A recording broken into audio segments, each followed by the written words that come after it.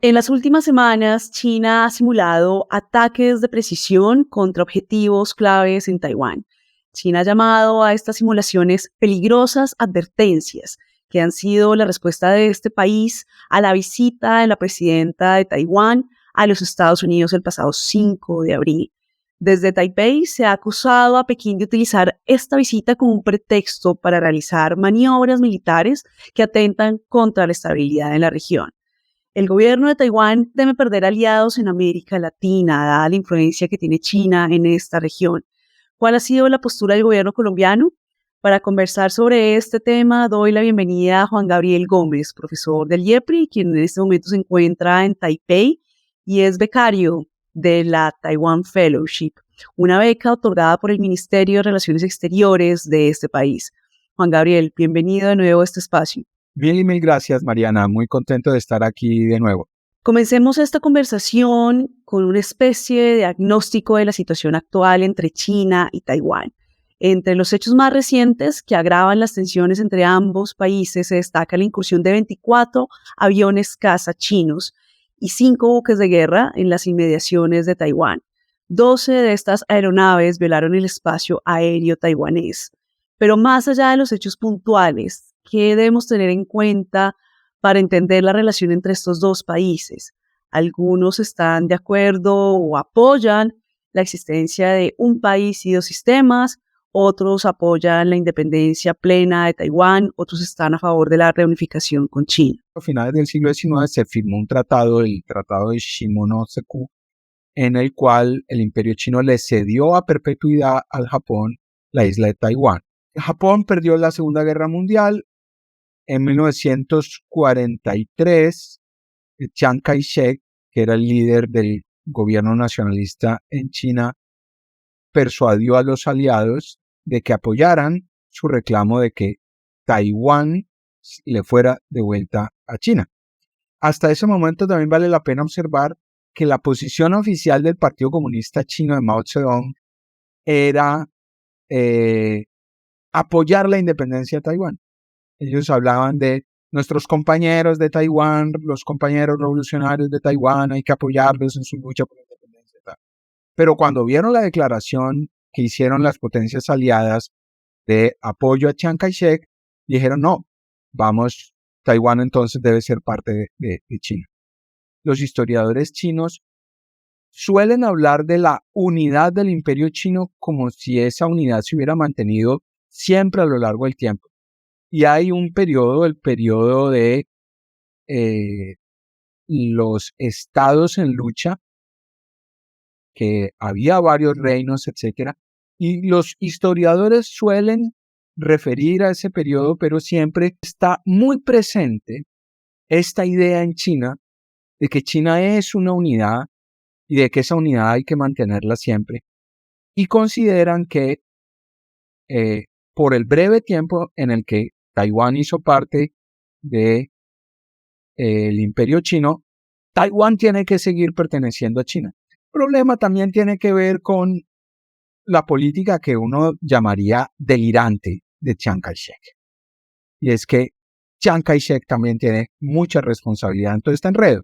Y es que Chiang Kai-shek llama a Taiwán,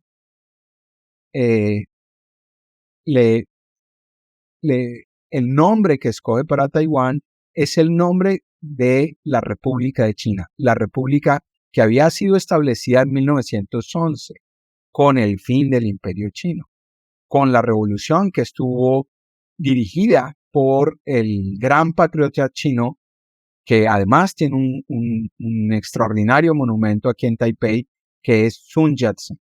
Entonces, Chiang Kai-shek se considera el verdadero representante de China. China hizo una presión militar en 1996 cuando se hizo la primera elección presidencial democrática aquí en Taiwán.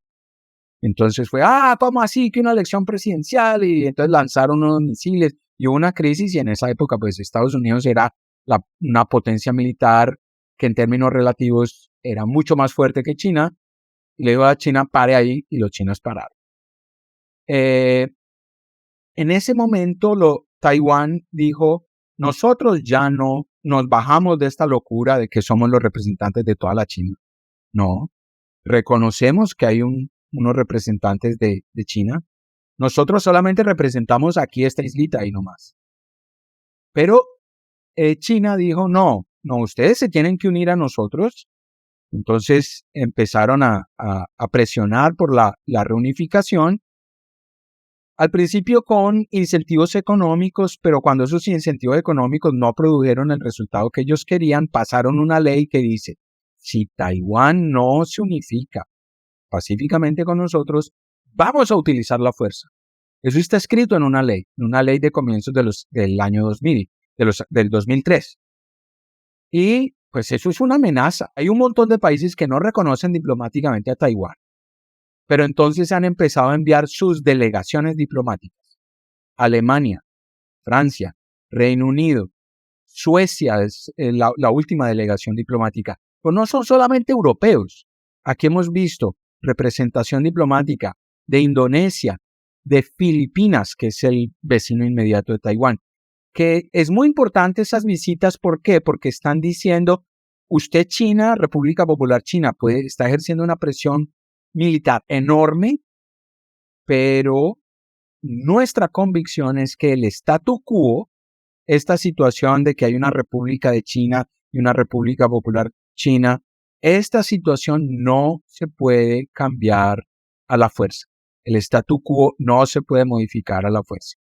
El statu quo hay que modificarlo con un arreglo en las partes, pero no unilateralmente. ¿Cómo, en qué lugar o postura se sitúa el gobierno de Colombia frente a esta situación? Mencionas en una reciente columna escrita para El Espectador, y aquí me permito citarte, en el contexto del aumento de las tensiones en el estrecho de Taiwán, el gobierno del presidente Petro ha tomado un curso de acción desacertado. ¿Por qué, Juan Gabriel? El gobierno del presidente Petro ha interpretado la política del Estado colombiano de una forma errónea. La política del Estado colombiano fue la de establecer relaciones diplomáticas con la República Popular China. El establecimiento de relaciones diplomáticas significa que solo hay una China y que Taiwán le pertenece a China. No, el gobierno colombiano nunca dijo, el Estado colombiano nunca dijo eso. Eso no es cierto. Y en este momento el gobierno colombiano está buscando un acercamiento con China. Yo estoy especulando aquí, esto es una conjetura. Yo, si estoy equivocado, pues retiro lo dicho, pero todos los colombianos hemos visto cómo el presidente Petro quería que se revisara el trazado del metro de Bogotá y que en lugar de un metro de superficie tuviéramos un metro subterráneo. Y entonces dijo, pues voy a hablar con los chinos. Y seguramente los chinos dijeron, no, pues claro, venga, hablemos todo lo que quiera. Y si usted quiere que le cambiemos el trazado, ¿qué nos va a dar a cambio? No sé si esa haya sido la razón o haya sido otra razón mucho más estratégica, que no la descarto, que hace parte, digamos, de la idiosincrasia de este gobierno y de un cambio muy importante que se está dando en las relaciones internacionales, y es el viraje a un mundo multipolar. Pues en ese viraje el presidente Petro ha tomado otra posición, en mi opinión, desacertada, que es la de no apoyar a Ucrania en su agresión, en la agresión que ha recibido parte de Rusia. Desde luego, Rusia tiene sus razones para quejarse, pero lo que ha hecho Rusia es una agresión. Y cuando uno escucha al presidente Petro, no vamos a enviar ayuda militar a Ucrania porque queremos la paz, uno dice, pero ¿cómo la paz? Aquí está David contra Goliat, y entonces le vamos a quitar las piedras a Goliat, a David, para seguir defendiéndose. No. Y en esa búsqueda de un orden más multipolar, entonces el presidente Petro seguramente está diciendo, pues tenemos que mantener nuestras relaciones con Estados Unidos, pero apoyar a China. Y en esta idea de apoyar a China se ha metido el cuento de que Taiwán le pertenece a China, cuando pues no es cierto.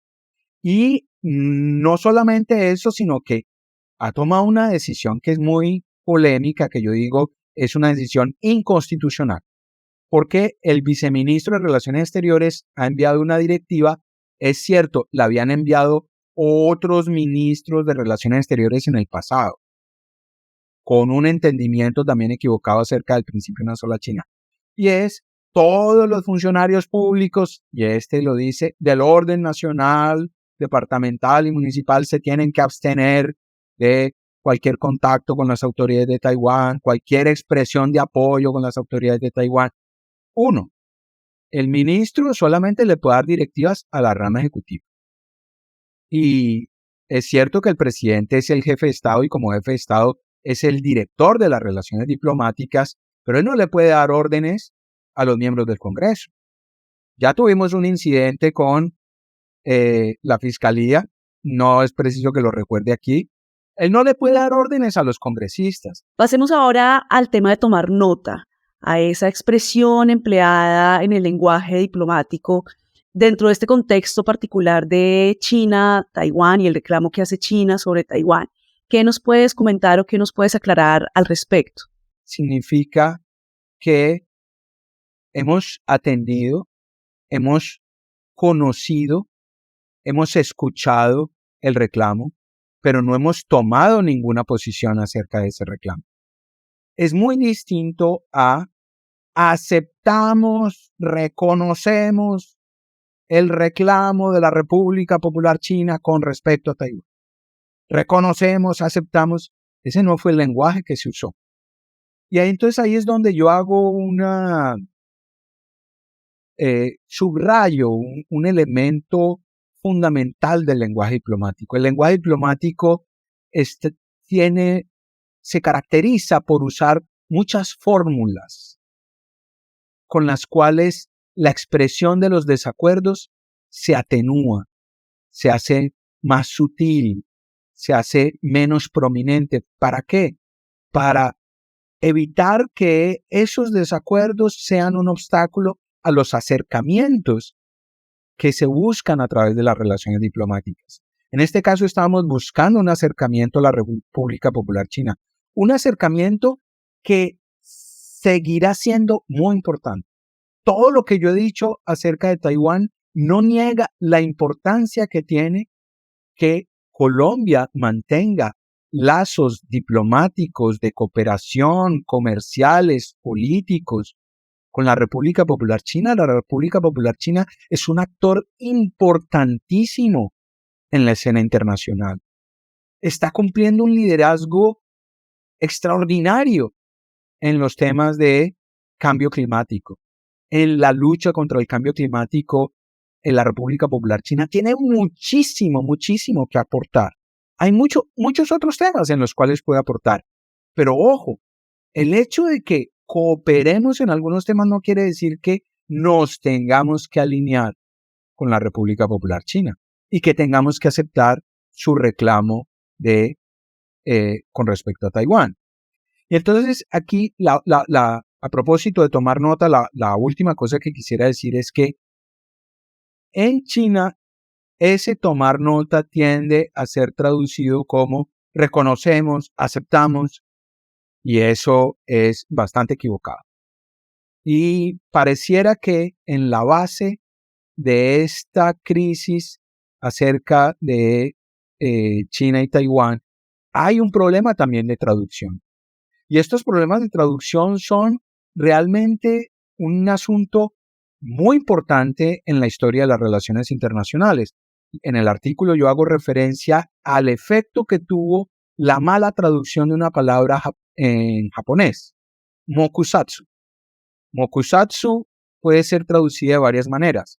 Mokusatsu puede ser traducida como es un asunto sin importancia, mokusatsu. O puede ser mokusatsu, yo no quiero expresarme sobre eso, prefiero guardar silencio ahora. Cuando al primer ministro del Japón, el señor Suzuki, le preguntan en julio de 1945, ¿usted qué opina de la declaración que han hecho las potencias aliadas de que Japón se tiene que rendir incondicionalmente? No hay lugar a ninguna negociación, rendición incondicional. Y él dice, mokusatsu. El traductor de los Estados Unidos que toma nota de esas declaraciones y le envía su informe a el alto mando militar y a los encargados de tomar decisiones políticas. Dice, mire, el primer ministro le preguntaron, ¿qué opina de la declaración de los aliados de la rendición incondicional? Y dijo, no, esto es una vaina y sin importancia. Él debió haber dicho, Mokusatsu se puede traducir como esto o se puede traducir como esto otro. Cuando los jefes militares y el secretario de guerra y el secretario de la armada y incluso el presidente Truman leen eso, dicen, no, estos japoneses, estos van a resistir hasta el final. Y el cálculo que se había hecho era de que el costo que le podía tomar a Estados Unidos tomarse Japón variaba entre 1 millón de soldados muertos y 4 soldados de millones. Bueno, perdón, estoy exagerando. La cifra total de víctimas podía ser, incluidos los soldados estadounidenses, entre 1 millón y 4 millones de personas. Entonces Estados Unidos dijo, no, tiremos 2 bombas atómicas y démosle en claro a los japoneses que si no se rinden, va a haber bombas atómicas que desde el punto de vista del derecho humanitario son una clara violación porque son armas de destrucción masiva que no distinguen entre población civil y combatientes. Esa decisión se tomó por una mala traducción. Entonces, por una mala traducción, en este momento estamos gravemente enredados tomando a nivel colectivo una posición realmente insostenible de apoyo a la postura de la República Popular China, cuando es claro que aquí lo que se dijo fue tomar nota. Tomamos nota, pero eso no quiere decir que estamos apoyando el reclamo de China sobre Taiwán. Y quiero que cerremos con una pregunta sobre el deber ser. ¿Cuál debería ser la postura del gobierno colombiano ante esta situación? Y aquí nuevamente me permito citar una parte de esta columna que escribiste para El Espectador. Colombia puede tomar el camino de otros países que mantienen relaciones bastante estrechas de comercio y cooperación con Taiwán y tienen al mismo tiempo relaciones diplomáticas con el gobierno de la República Popular de China. ¿Qué más nos puedes comentar? Estamos al borde de una tercera guerra mundial. China ha venido aumentando su arsenal militar de una manera tan significativa que si se enfrentara con Estados Unidos podría salir vencedor, pero quedaría seriamente debilitado como potencia militar y como potencia económica. Eso es lo que ha salido de las simulaciones, de los juegos militares que se hacen de simulación de, bueno, ¿qué pasaría si estalla una guerra? Entonces, ¿cuál es la estrategia que está siguiendo Estados Unidos ahora? Busco aliados para crear un frente con el cual pueda imponerse sobre China y enviarle el mensaje a China de que si se enfrenta, ya no se va a enfrentar solo a Estados Unidos, sino que se va a enfrentar a Japón, a el Reino Unido. Aquí ya está un portaaviones italiano, el portaaviones Cavour, o sea que ya hay más países occidentales involucrándose. Francia es el país europeo más reticente, muy probablemente se involucraría Australia. Corea del Sur está en una situación muy difícil porque Corea del Sur tiene un conflicto abierto con Corea del Norte. Y los de Corea del Sur dicen, si nosotros nos metemos, se nos meten inmediatamente los de Corea del Norte. Es decir, si estalla un conflicto en Taiwán y Corea del Sur apoya a la coalición estadounidense, que es lo más probable porque Estados Unidos ha sido el baluarte de la defensa de Corea del Sur frente a Corea del Norte. Perfectamente esto se puede convertir en un conflicto que ya no es solamente Taiwán, sino también Corea del Norte invadiendo a Corea del Sur. O sea, las implicaciones, China atacando a Japón. O sea, las implicaciones de un conflicto acá son enormes. Los cálculos que se han hecho en términos de el impacto económico de una guerra aquí en Taiwán también son enormes porque no es solamente los semiconductores que se producen aquí en Taiwán, es todo el comercio que pasa por el estrecho de Taiwán. en dirección justamente a Corea del Sur, a Japón, incluso a la propia China y a Rusia. Una guerra aquí es una cosa realmente muy, muy, muy grave. Además, está involucrando a potencias que tienen arsenales nucleares. Es muy, muy preocupante. Entonces, lo primero, en mi opinión, que hay que hacer es decirle a la República Popular China que su amenaza del uso de la fuerza es una violación a la Carta de Naciones Unidas. El artículo 4 de la Carta de Naciones Unidas dice muy claro, está prohibido cualquier Estado amenazar con usar la fuerza y también usar la fuerza. Entonces, el mensaje que hay que enviarle a China tiene que ser muy, muy claro. Esto es una violación a la Carta de Naciones Unidas. Y en segundo lugar, hay otro punto muy importante, y es el tiempo que yo estaba acá en Taiwán me ha permitido conocer los diferentes matices de lo que la gente piensa acá. Hay una ínfima minoría, y eso se puede comprobar mirando las encuestas. Ínfima minoría que dice, nosotros queremos la reunificación con China. ¿Por qué? Porque es que somos chinos, se identifican como chinos. Hay otra parte que dice, mire, mantengamos el statu quo, que es esta cosa loca de, digo yo así, muy ligeramente, muy olímpicamente, pero quiero transmitirle a la audiencia, digamos, lo difícil que es esta situación, lo insostenible que es esta situación de una República Popular China por un lado y una República de China por el otro. Una República de China que ha sido independiente por mucho tiempo. No es que Taiwán vaya a declarar la independencia porque nunca ha sido independiente.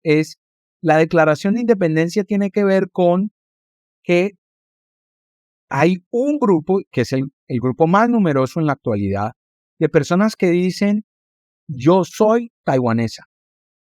Yo no soy ni China, ni China y taiwanesa, como sucedía en el pasado, que había muchas personas que decían, yo soy chino y taiwanés. Ahora la gran mayoría de personas dice, yo soy taiwanesa. Yo soy taiwanesa. Y como taiwanesa, quiero que mi país mantenga su independencia. Quiero que mi país tenga la posibilidad de cambiarse el nombre, de que se cambie el nombre de República de China a Taiwán. Entonces, hay el grupo de los que dicen mantengamos el statu quo y busquemos la forma de resolverlo pacíficamente, y está el de las personas que dicen, mire, declaremos la independencia, llamémonos Taiwán de una vez. Hay mucha oposición, incluso en los Estados Unidos, que dicen, no, ojo que aquí China está de por medio, la República Popular China. Y sí, está de por medio, pero la República Popular China tendría que saber que en todas las situaciones en las cuales se ha aplicado el principio de la autodeterminación de los pueblos, ese principio se aplica no preguntándole a la República Popular China y a Taiwán si están de acuerdo con que Taiwán se independice, sino que se le pregunta al país que se quiere independizar. ¿Usted se quiere independizar? Así ha sido en Kosovo, en Sudán del Sur, en Timor-Leste. La Constitución colombiana, el artículo 9, dice cuáles son los principios en los cuales se basan nuestras relaciones exteriores. 3 principios muy importantes. Primer principio, soberanía nacional. O sea, nuestra soberanía nacional. Segundo principio, el principio de la autodeterminación de los pueblos. Ese es un principio esencial. Yo quisiera que las personas que me ven se convenzan de que tenemos que estar apoyando a Taiwán en ese reclamo. Eso no quiere decir que tengamos que cortar relaciones diplomáticas con China, pero en ese reclamo apoyamos a Taiwán. Y el tercer principio es la política exterior colombiana se basa en los principios reconocidos por el derecho internacional. ¿Qué quiere decir eso? Pues es la Carta de Naciones Unidas. Juan Gabriel, de nuevo, gracias por tu tiempo, gracias por tu análisis y recibe un saludo desde Bogotá.